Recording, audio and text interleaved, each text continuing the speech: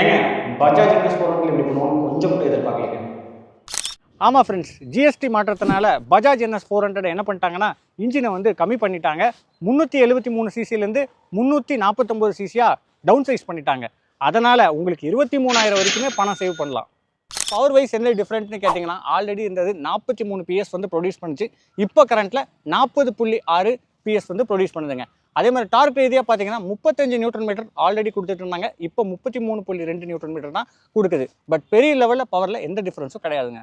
அதே மாதிரி டாமினார் 400லையும் எந்த வித பவர் சேஞ்சஸும் டார்க்கும் பெரிய லெவலில் மாற்றமே இல்லை. நீங்கள் ஸ்க்ரீனில் மேலே பார்க்கலாம். ஸோ இந்த ரெண்டு வண்டியிலையுமே 400ன்னு பேட்சிங் போட்டிருந்தாலும் இதோட எக்ஸாக்டான சிசி 349 சிசி தாங்க. பட் பவர் வைஸ் எந்த வித பெரிய காம்ப்ரமைஸும் இல்லை. இந்த வண்டி வாங்கினீங்கன்னா 23,000 வரைக்கும் நீங்கள் சேவ் பண்ணலாம். அதே மாதிரி இந்த வண்டியில் 50,000 வரைக்குமே நீங்கள் ஆன் ரோடில் சேவ் பண்ணலாம். இந்த பேப்பர் ஸ்பெக்ஸ் எல்லாமே ரியாலிட்டியில் கரெக்டாக ஒர்க் ஆகுதான்னு சொல்லி ஒரு டீட்டெயில்டான டிரைவ் ரிவ்யூ இந்த டாமினார் 400 வச்சு போட்டிருக்கேன். லிங்க் கீழே கொடுத்துருக்கேன், கிளிக் பண்ணி பாருங்கள்.